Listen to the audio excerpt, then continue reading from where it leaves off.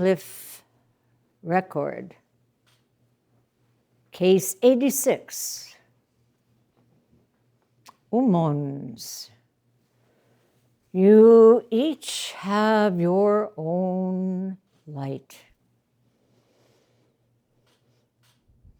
Ingo's introduction.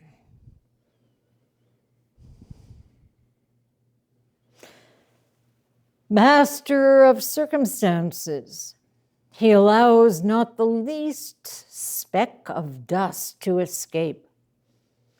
He cuts off deluded streams of thought, leaving not a drop behind. If you open your mouth, you are mistaken. A moment's doubt, and you have missed the way.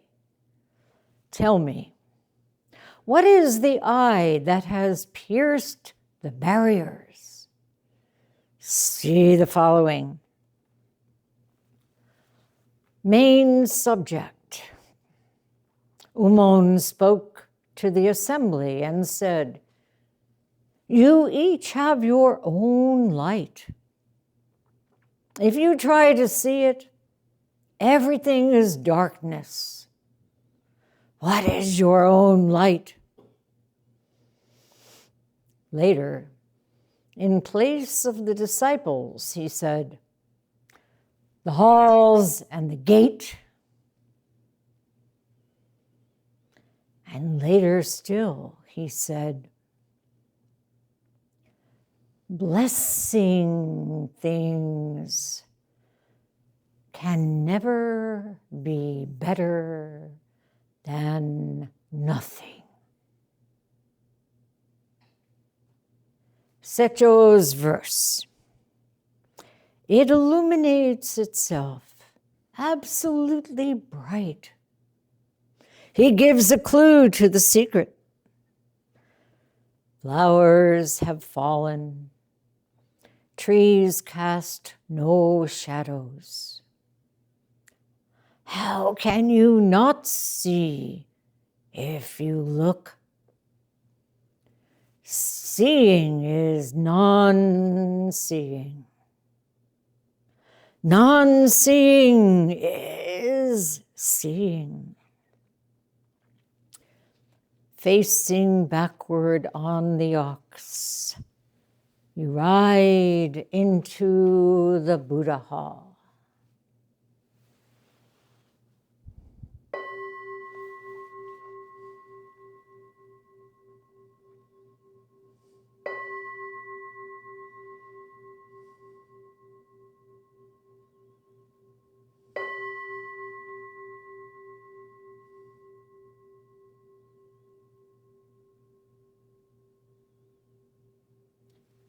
If you'd like, turn this way.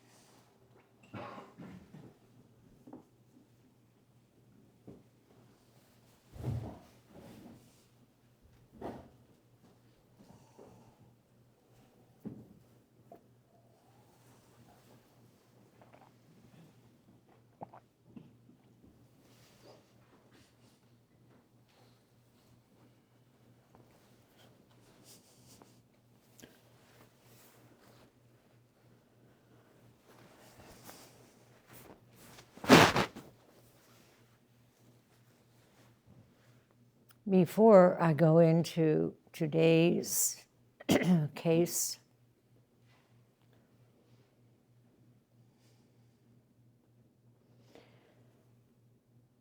I received an email that Donge Shitsu Shunon Noritake Roshi had passed earlier today in Japan.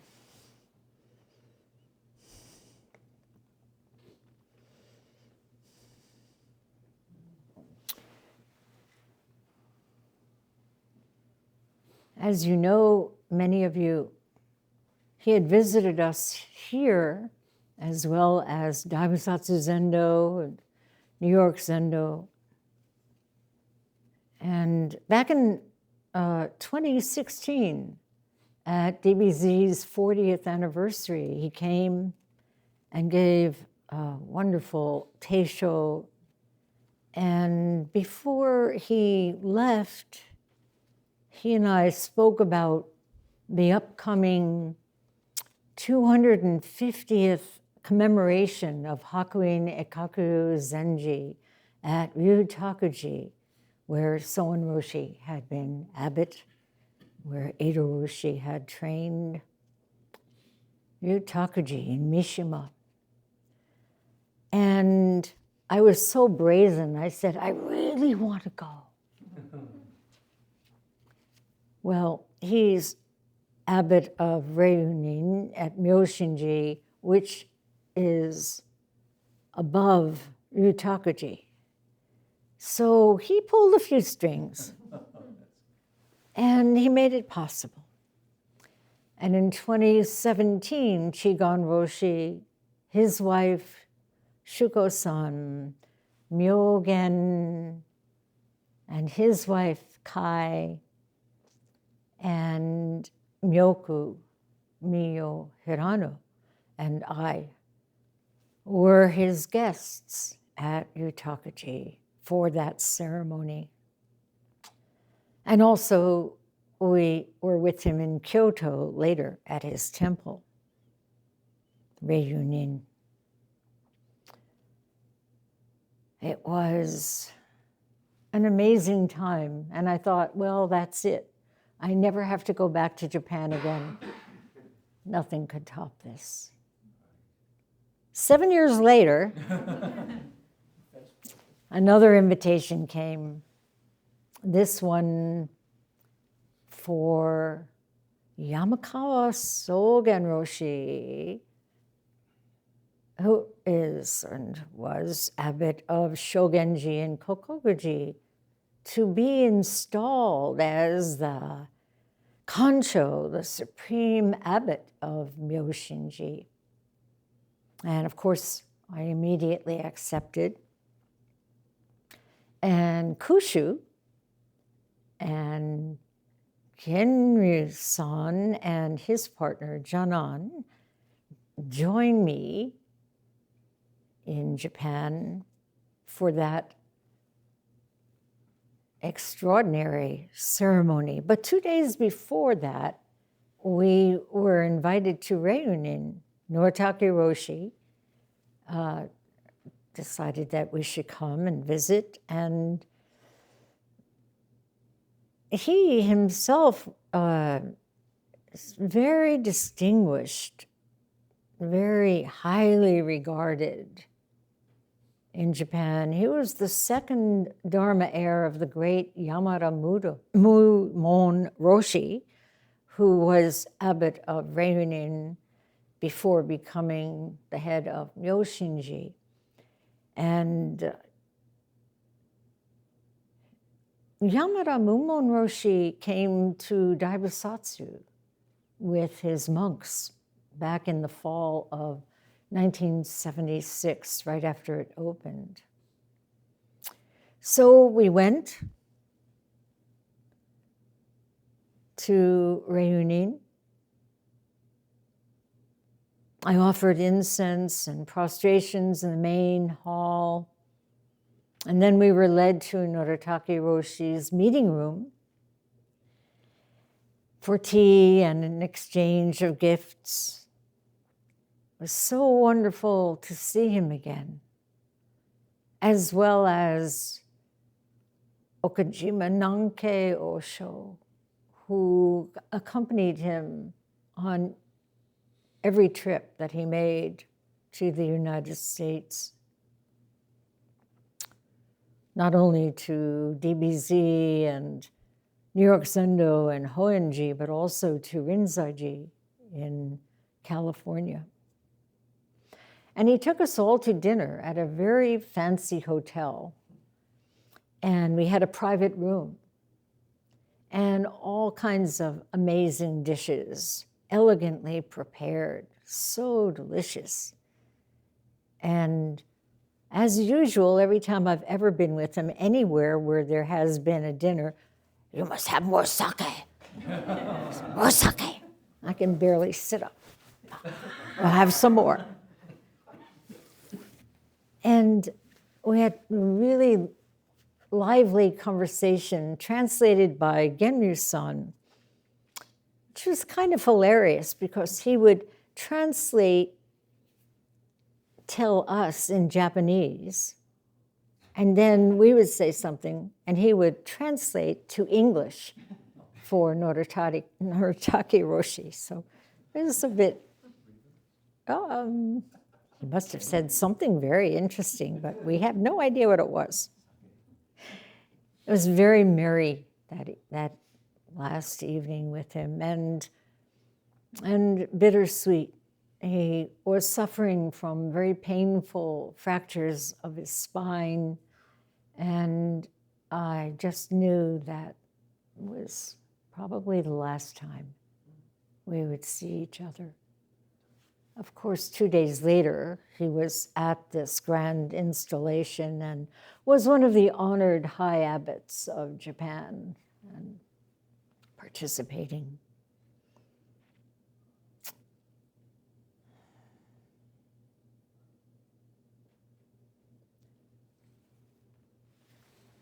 Noritake Roshi's teachings at our temples will always remain with us, inspiring us to keep the inexhaustible lamp burning brightly through our continuous and dedicated practice. Here is his enso.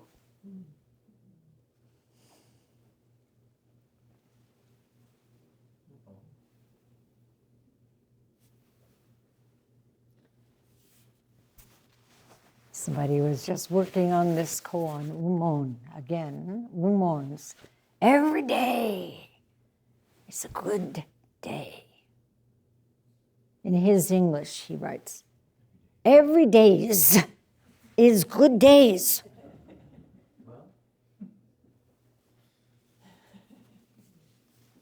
And I wrapped it to present. This is his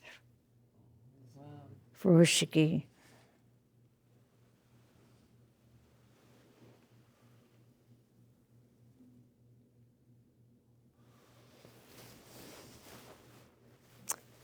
Not only good, but beautiful. And this moment is everything. Seems like such simple teaching. How many of us can really say, yes, every day is good days?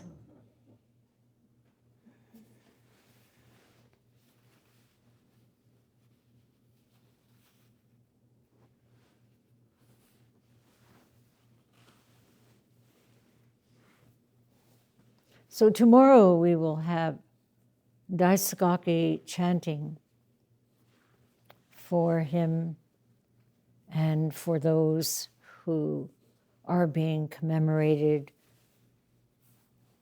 from our Sangha and from your families.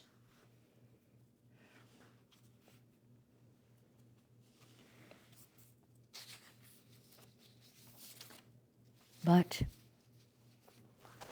here we are, winter session.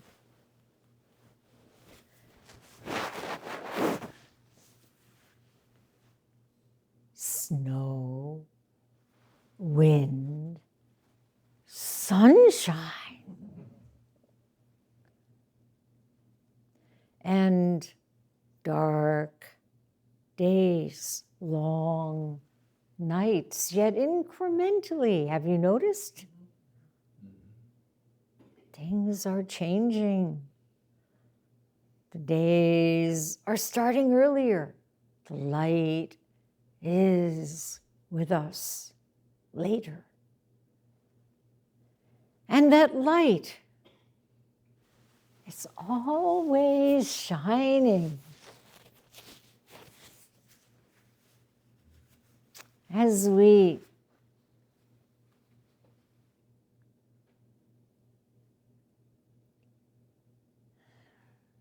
felt so deeply New Year's Eve,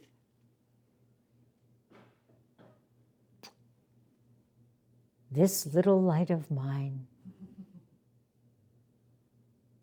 it's up to us to let it shine. So let's do Atadipa together. Atadipa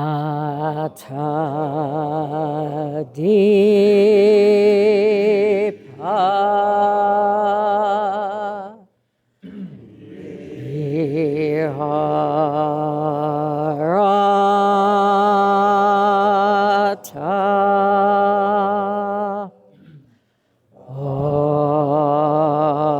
Ata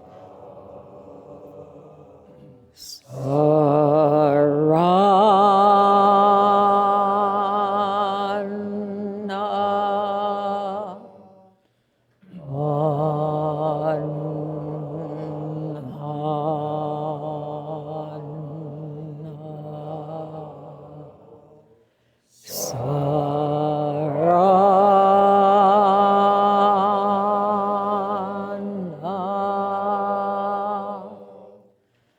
Dhamma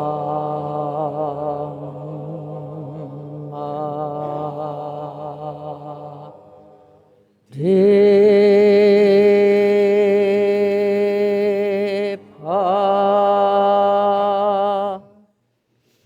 Dhamma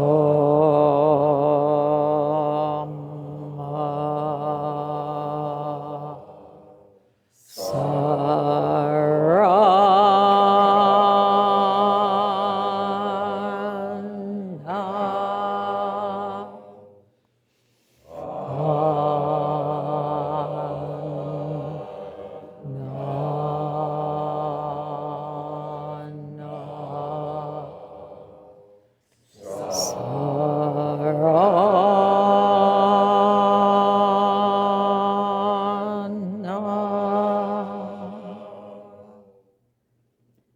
You are the light. Dwell in this light. You are the refuge. There is no other refuge. Light of the Dharma. Refuge of the Dharma.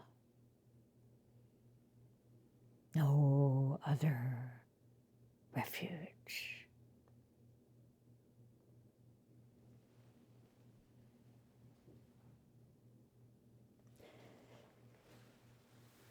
Some of you may remember my saying that it was Soen Roshi who brought this Atadipa to us many years ago after he was in India. And he saw it inscribed on the lid to a box of Shakyamuni Buddha's ashes in stupa,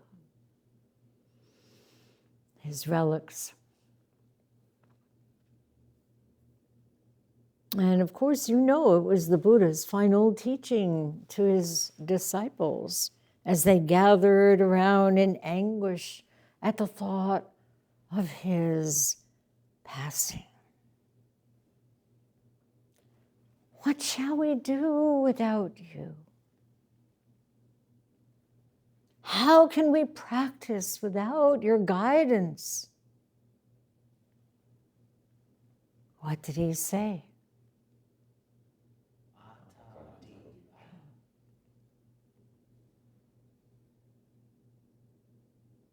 Be a light unto yourself. You have your own light. When we sing Atadipa together, we are imbued with the sense that it is true. Or at least with the faith that one day it can be true. At the same time, seeing the madness going on in our country, in the world, we may be keenly aware that we've entered a new dark age.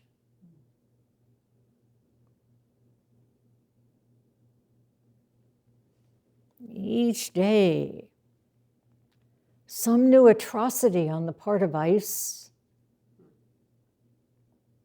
Our government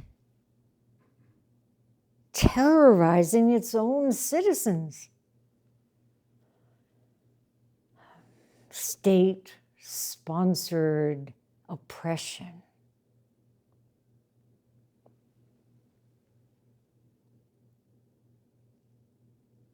Protests against fascism and terrorism in our country.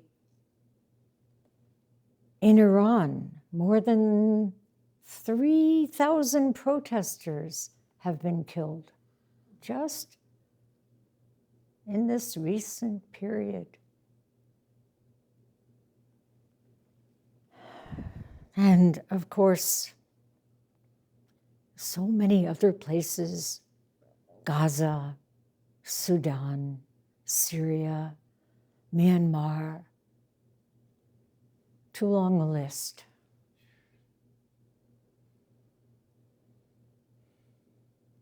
So we may not always feel the light within. We may even think we don't deserve to have it when so many are suffering.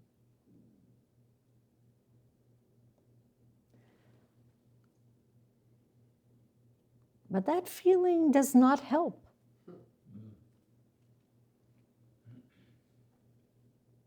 And remember, Umon, Rinzai, Joshu, Hakuin, all the great Zen masters of old had to contend with their own doubts, their own struggles, and the dreadful conditions of the people they lived among.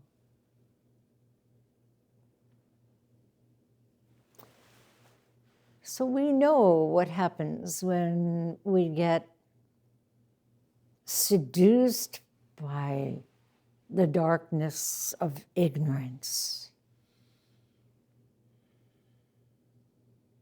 When our thoughts, words, and actions come from convictions tainted by hatred.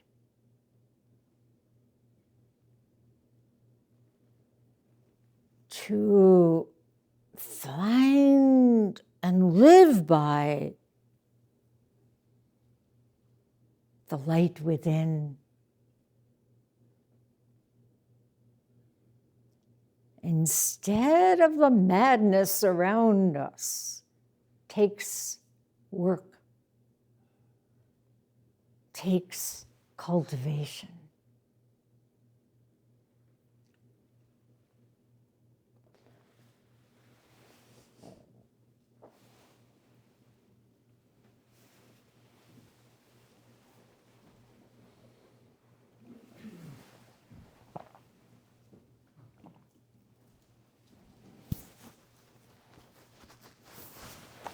Last Sunday, in Dharma study, we read in Venerable Shenhua's commentary on the Shurangama Sutra, all you need to do is turn yourself around. It's not that difficult. But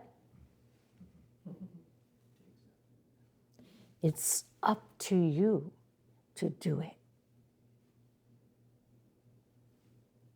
No one can do this for us.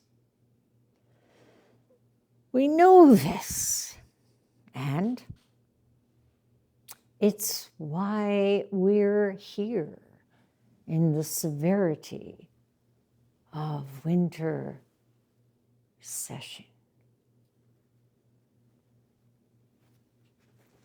And then Venerable Shenhua said, you must recognize the pure, luminous, essential nature of the everlasting true mind, and your mad, distinction-making mind must cease. Because the mad mind exists and has not ceased, the awakened mind cannot come forth. The mad mind covers it over. It doesn't go away. It's just covered over by our participation in the madness that we think is real. And it is real. We have to hold both. So only through strenuous, uncompromising effort could our ancestors, our venerable teachers, the masters of old, find their own light in the midst of madness. What about that effort? Of course, it must be diligent, dedicated, arduous, but it is not a forcing. It is not a pushing. It is not a striving to gain something. Rather, it's a letting go. Letting go of what? Thinking that you, quote unquote, need to make an effort to get something. It's not the light out there.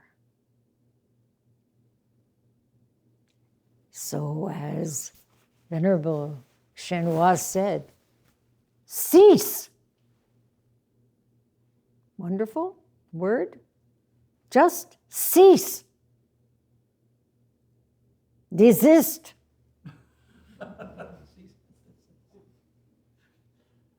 Turn your light around.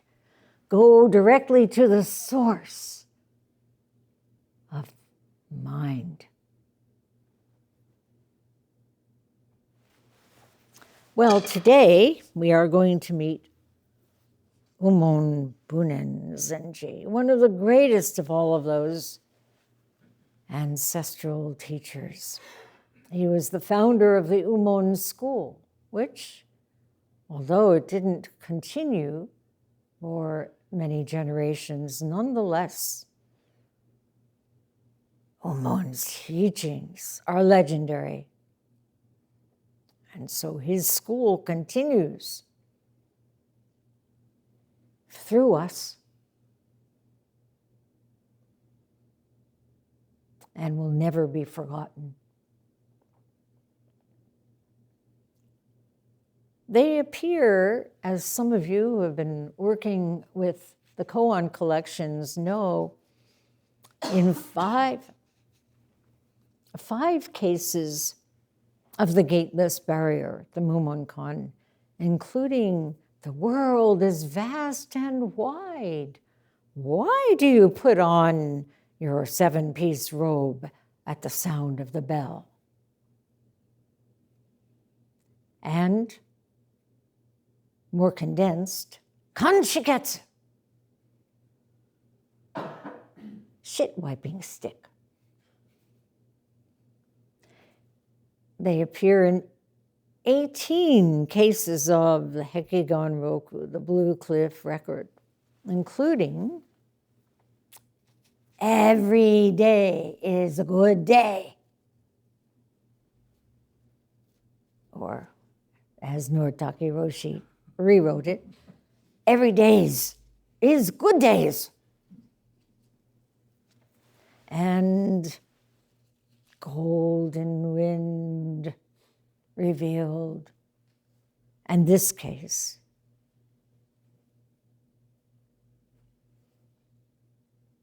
each of you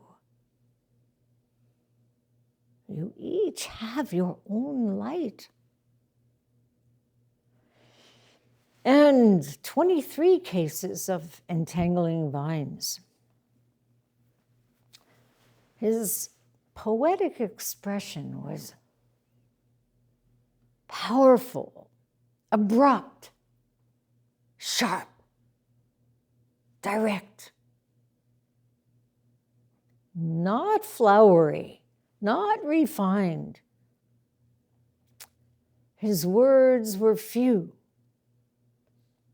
and always revealing the bare facticity of this.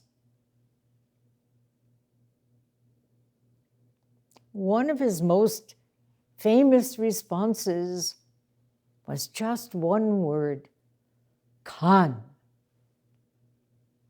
What is Khan? Barrier. Barrier. Which has resounded through the ages just like Joshu's Mu.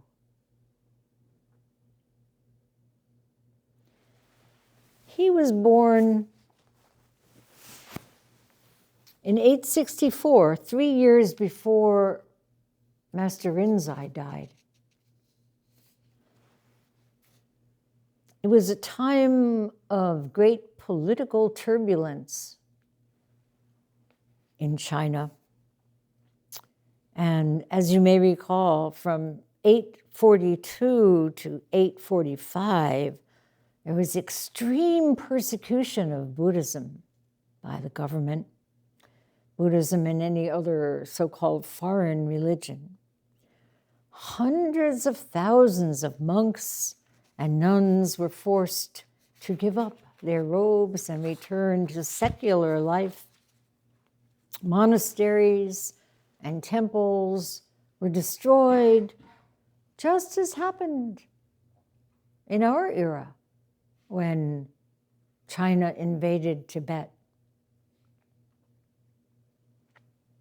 As you know, His Holiness the Dalai Lama and many, many monks and nuns had to flee at night over mountain passes that were more than 18,000 feet high.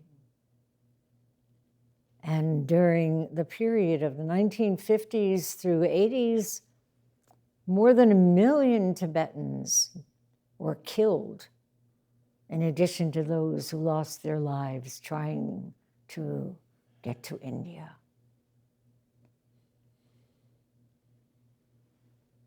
So it may seem as though certain situations will never end, or that they repeat again and again. And we just have to keep on keeping on. But things change. Maybe not as fast as we would like. Maybe not even in our lifetimes, but they do. One regime is brought down something new and more hopeful can take its place. And during Umon's early monastic training with a Vinaya master, there was a rebellion that took place, and the new leaders were much more supportive of Buddhism. So, continuing with Umon's life, when he was 25, he went to Bokshu's place. Now, Bokshu Domyo was a Dharma heir of Obaku Wangbo, who was the teacher of, right? He was the head monk, in fact, when Rinzai began his training at Obaku's monastery. And Bokshu kept his eye on young Rinzai, and he was the one who told their teacher, Obaku, in the future, with much training, that young monk, Rinzai, will become like a great tree, providing cool shade for the people of the world. That was Bokshu. Later, he left monastic life, and he went to take care of his mother, and the two of them made straw sandals for monks. He lived as a recluse and rarely allowed people to meet with him. Umon went to Bokshu, and when he did, he was in the grips of great struggle, one we may be familiar with. Who am I?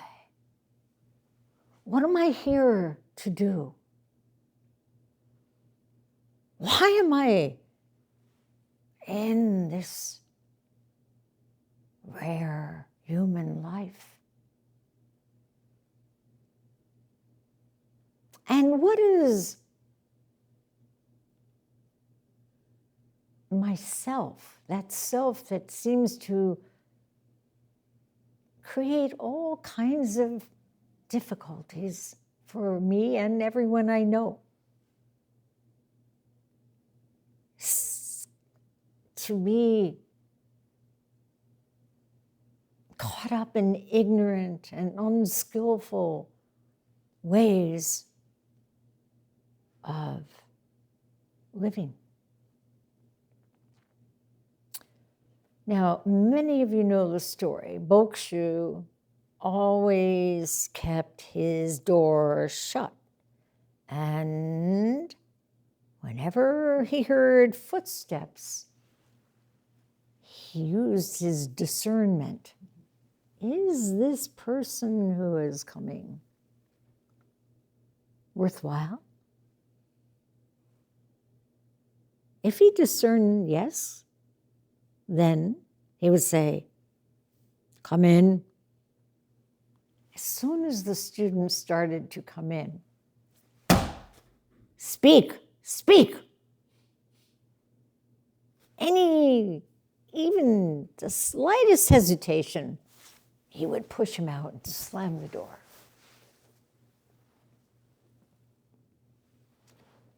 And you know, this is true Doksan.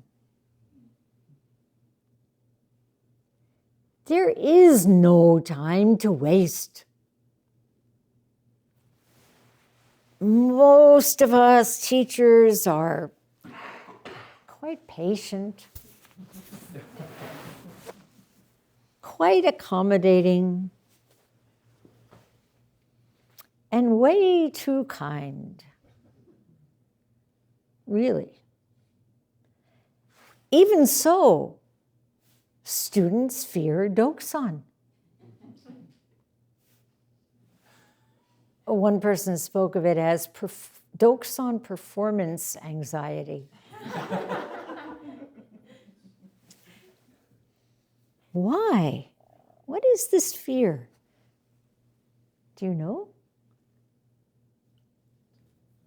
Anybody? Conditioning of taking tests. Okay, all that early education.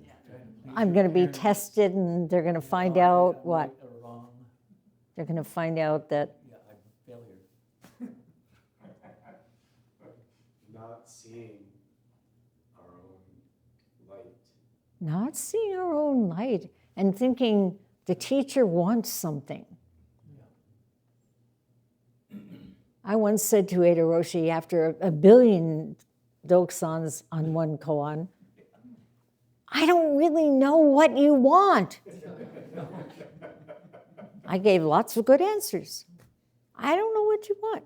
I don't want. You have to do it. It's not what I want.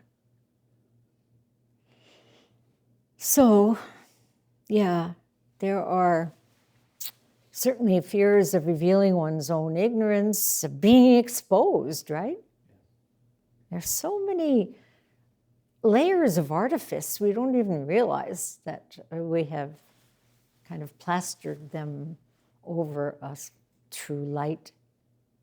And trying to look good, trying to look like we get it,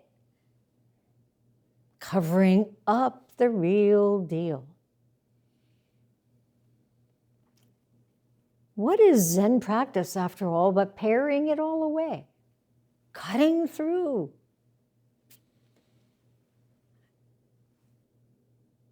Allowing oneself to be exposed.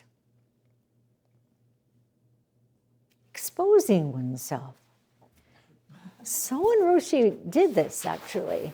He stood up on a table in the dining room at that DBZ and took off his clothes. Just, here I am, naked, right in front of you. Well, he kept on his, little thing that they tie around. But just, here I am. I'm not suggesting. That probably went so fast. But really feeling this way, coming to Doksan, being exposed, and letting that light shine through. Which brings me to another story that you may remember about a huge concrete Buddha.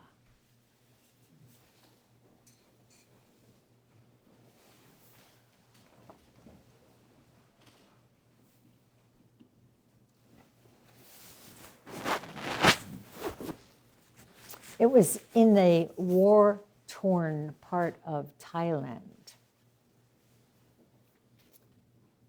It's a true story. And the monks wanted to move this concrete Buddha to a safer place. So they put it on a flatbed truck.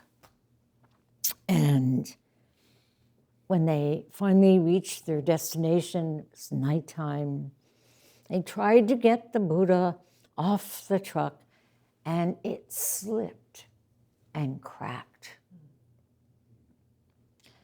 Later that night, one of the monks went out with a flashlight to see how bad the damage was. So he held this flashlight up.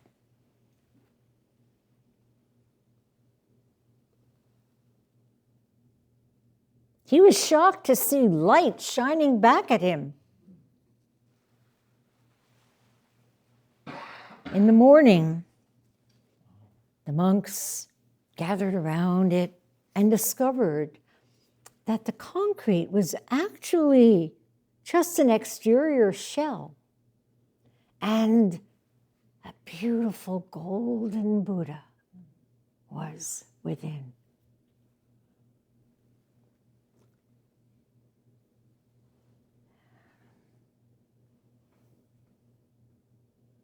We put a lot of effort into keeping that shell uncracked. When I was 4, almost 5, we moved to Silver City, New Mexico, from Brooklyn. My stepfather had been appointed to be head of the art department, and he was supposed to teach indigenous artists how to improve their craftsmanship to appeal more to tourists.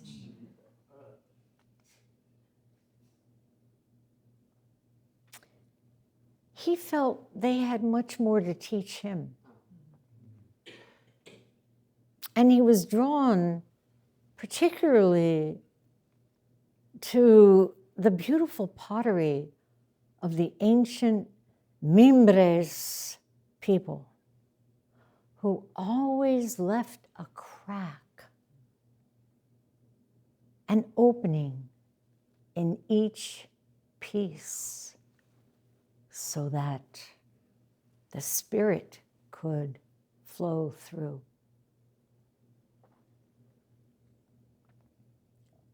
And of course, you all know Leonard Cohen's song, "So ring the bell that still can ring. Forget your perfect offering.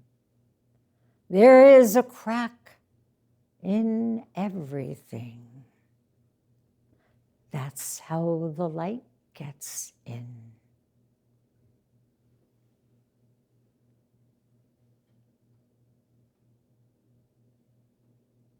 So, seeking to make of ourselves a perfect offering,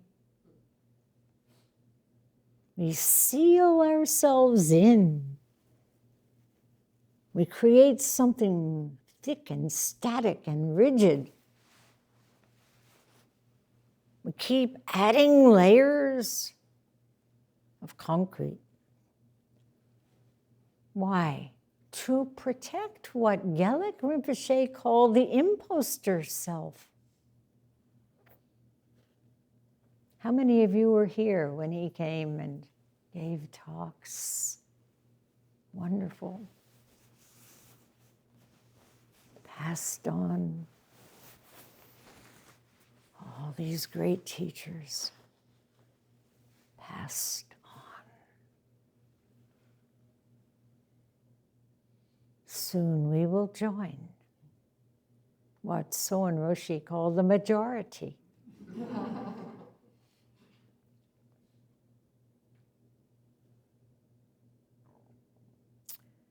So there is a crack in everything.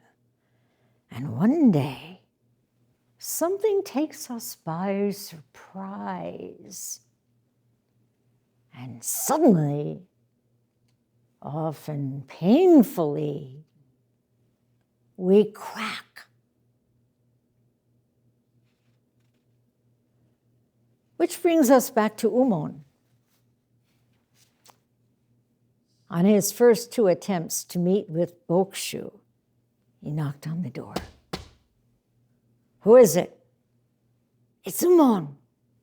"What do you want?"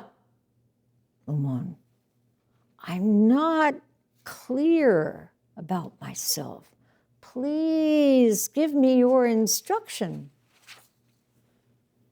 Bokshu opened the door, took one look, shut it again. This happened 2 days in a row. On the 3rd day, Umon got smart. Door open, same thing. Bokshu was about to shut the door. Umon stuck his leg in to keep it open. What happened? Right? Cracked. Broke.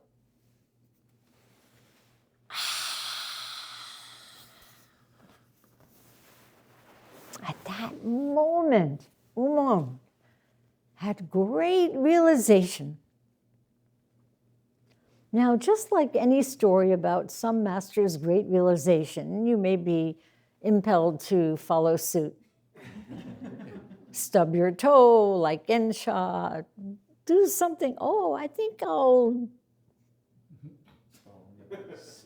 Whatever. Doesn't seem to work. He was cracked open, though. He saw his light. And he stayed with Bokshu for some time, but Bokshu was quite elderly and said, you better go to Seppo's place.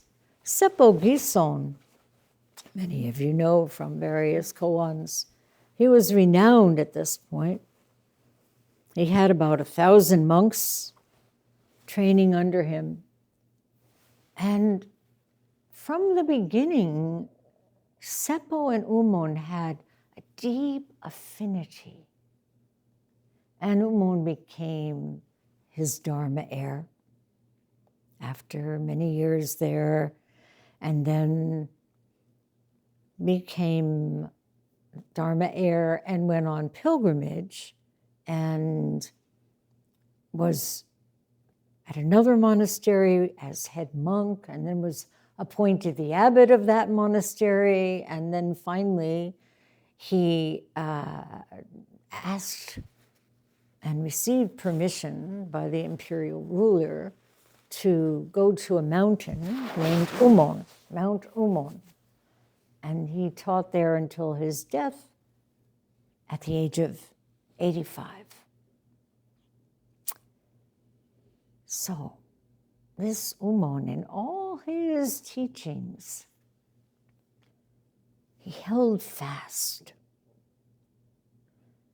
He always pointed students back to their own light, cutting off their dependence. Dependence on what? His or any other master's great insights. So here's a good example, which some of you may remember from another talk. I gave a talk on this case 86, as a matter of fact, 15 years ago when I was installed as the abbot of Daibosatsu Zendo. So how many of you were there?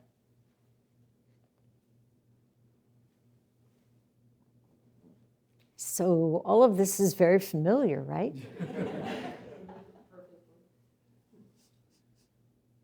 Anyway, here's a good example. One day, Umon entered the Dharma hall and said, if in bringing up a case, I cause you to accept it instantly, I am already spreading shit on top of your heads.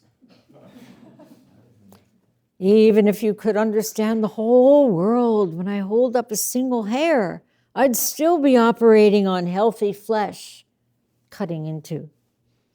You must first truly attain this level of realization. If you're not there, you must not pretend that you are.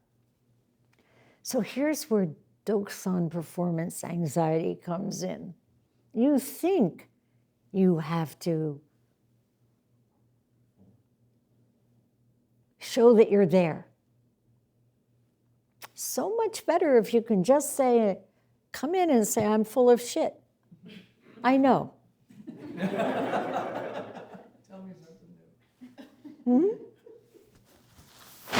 And then one said, rather, you ought to take a step back, seek under your very feet, and see what there is to what I'm saying. The instant you see an old monk open his mouth, you tend to stuff those big rocks right into yours. And when you cluster in little groups to discuss his words, you're exactly like those green flies on shit that struggle back to gobble it up. The old masters could not help using up their whole lifetimes for the sake of you all. So they dropped a word here and half a phrase there to give you a hint. You may have understood these things. Now, put them aside. Make some effort for yourselves, and you will certainly become a bit familiar with it. Hurry up, hurry up. Time does not wait for anyone. And breathing out is no guarantee of breathing in again.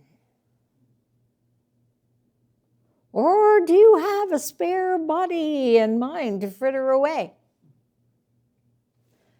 You absolutely must pay close attention. Take care.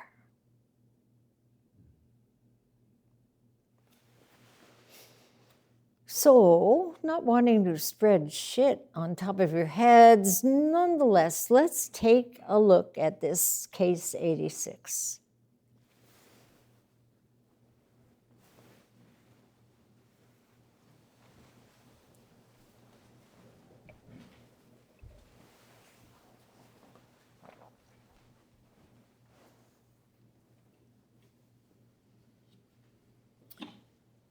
In his introduction, Engo Kokugon says, master of circumstances. Who is that?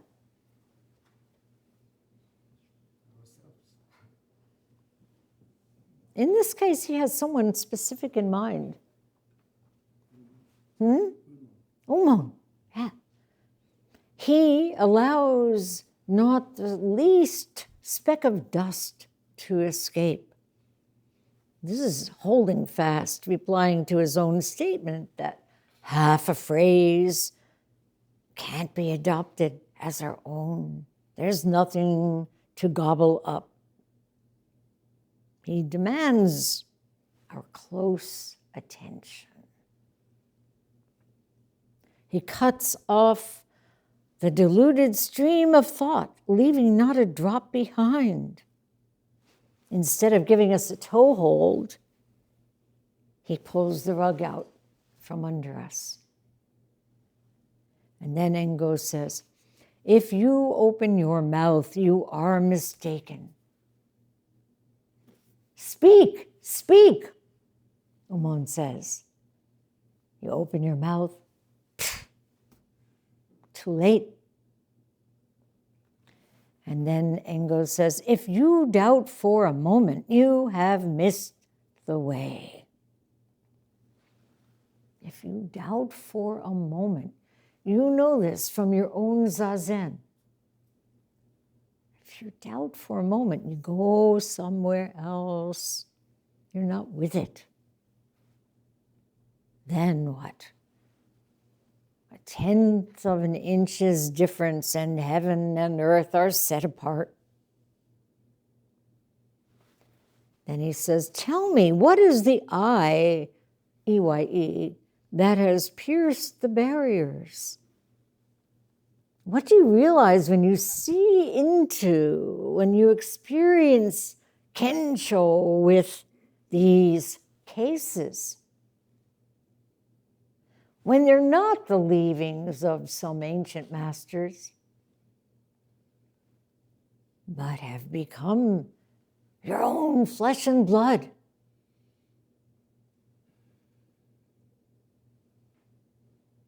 So that brings us to the main subject. Umon spoke to the assembly and said, you each have your own light. Of course, no one owns this light, right? It's the same light, the same source. One suchness, many ways of referring to it. Yet, each of you must have your awakening to your own light. No one else can experience this for you. And you cannot have someone else's experience. Umon then said, if you try to see it, everything is darkness. Why? You're looking the wrong way. Hmm? You're looking the wrong way. You're looking out there instead of in here, right? Yes. And, of course, you, in quotes, trying to see it, that is a good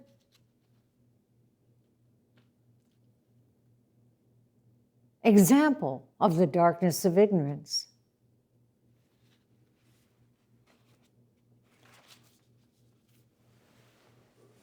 As a young monk, Joshu went to Nansen and asked, "What is the way?" What did Nansen say? If you whisper, we cannot hear you. This wonderful statement, ordinary mind is the way. Then Joshu asked, "Shall I try to seek after it?" Umon, if you try to see it.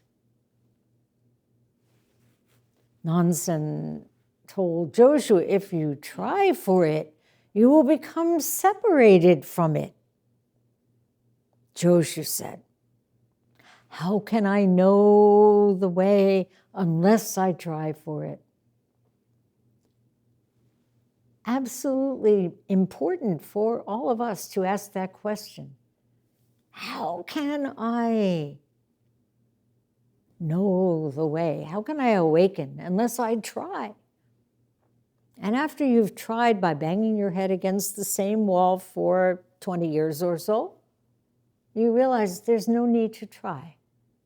But you have to try to reach that point of cracking open. No one can do it for you. Nansen said, "The way is not a matter of knowing or not knowing. Knowing is delusion. Not knowing is confusion. When you have really reached the true way beyond doubt, you will find it as vast and boundless as outer space.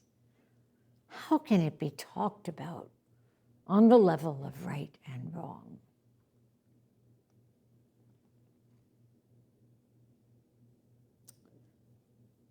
If you try to see it, everything is darkness. How can you see your own light? Master, you remember Meister Eckhart, what he said? Anyone? The eye that sees God is the same eye. Oh gosh, I'm sorry, I can't remember. Got half of it in there. He said the eye cannot see itself. Oh, okay. Yeah. If you try to do so, if you try to characterize or define, then your own light is sealed up again. You've put it in a box. You've covered it over. In the preface to the Blue Cliff Record, Engo gives this wonderful verse. This is the preface to the whole Blue Cliff Record, not to this case.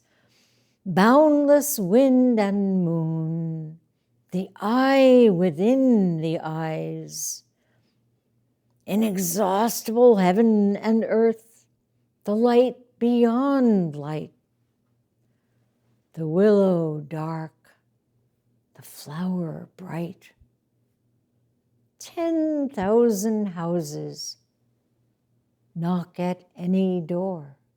There is one who will respond.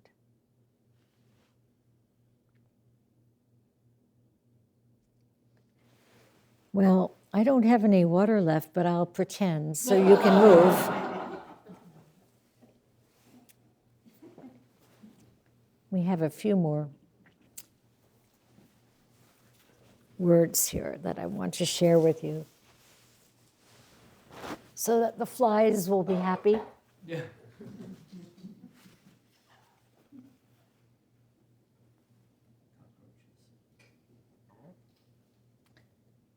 What is your own light? Umon asked his students.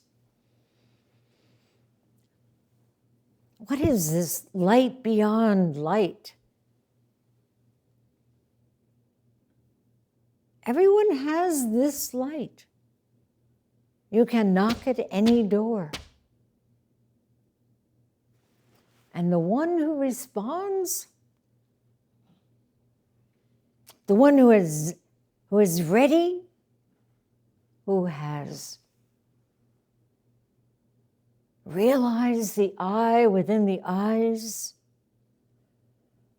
is that one shining alone.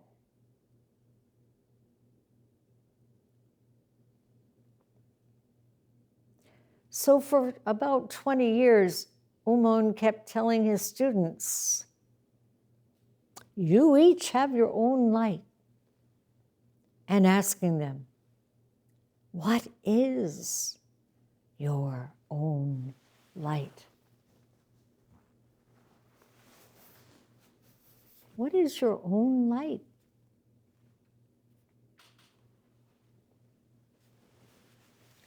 So after 20 years, he got tired of asking, and he answered. What did he say?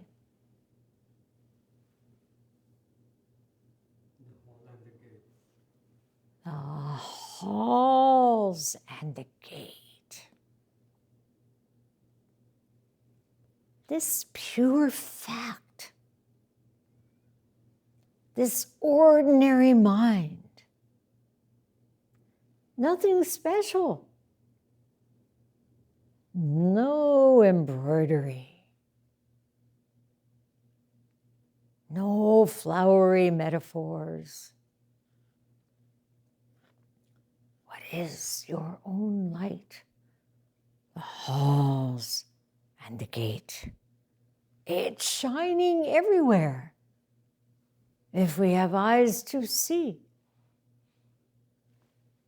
The halls, the floorboards in the zendo, the stove in the tenzo, the toilet you are cleaning, the futon you are looking forward to meeting again. Dhamma-deepa, light of the Dharma, Dhamma-sarana, this refuge holding us no matter what, whether we see it or not. And the gate, all can pass through. There is no obstacle. And we have this gate out here with the Tibetan prayer flags that were so beautiful in the wind. Some of you may have seen flapping. And it leads to the Sangha Grove. You go through this gate and you encounter what?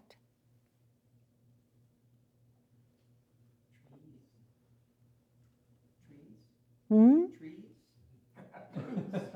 Trees? Trees. Trees.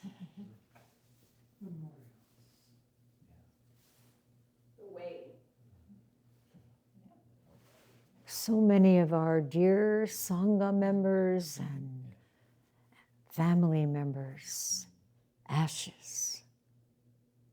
A reminder what Sosan Zenji told us on Friday. It is not of the past present, or future. And it is.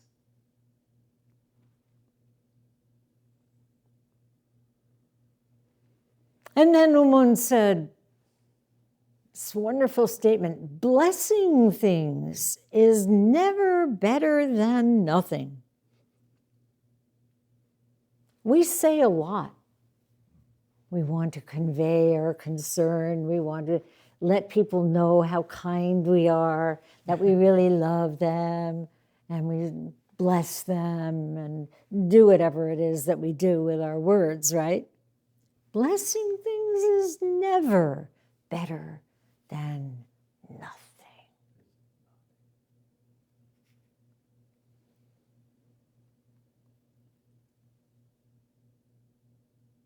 Secho's verse. It illuminates itself absolutely bright. It illuminates itself means you.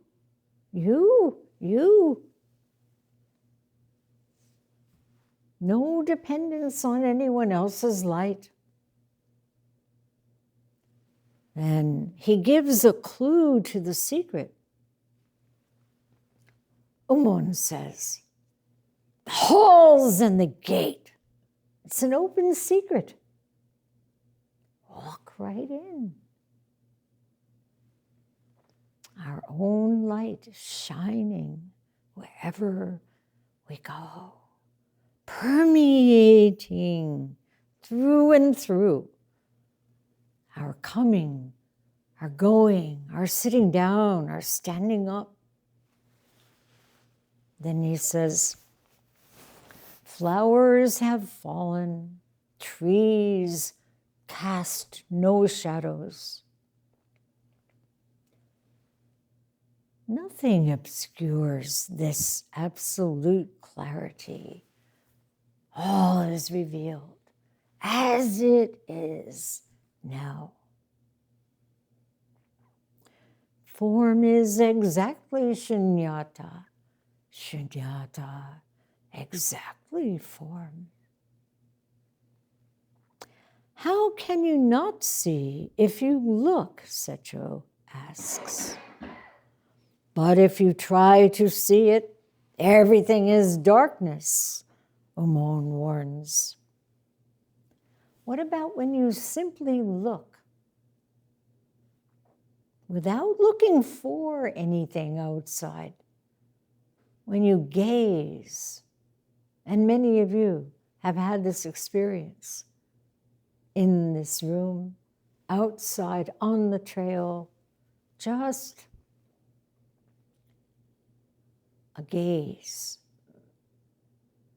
not at an object outside, the gaze of this light.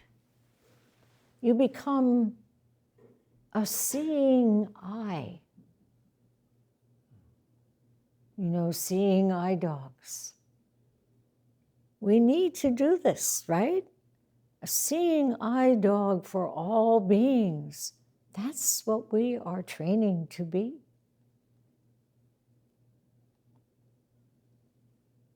And your own light flowing within and through to whomever and whatever is seen.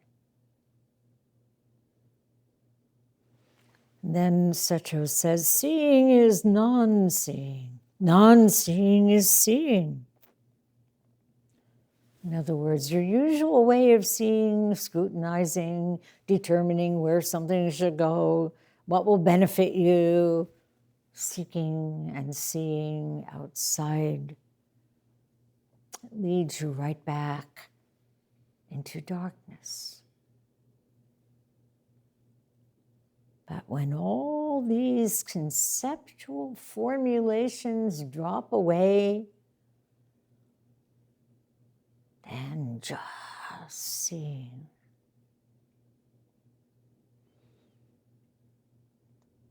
Inside, outside, one.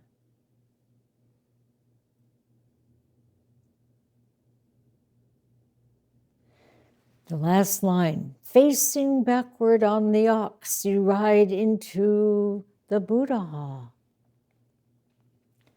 Facing backwards, not looking ahead to see what's going to be up there, giving up your usual strategies, just giving yourself over to trust in the Dharma. Then indeed you are none other than a Buddha, free, completely at one wherever you go. No need to peer ahead, no need for GPS. Guided by your own light, every direction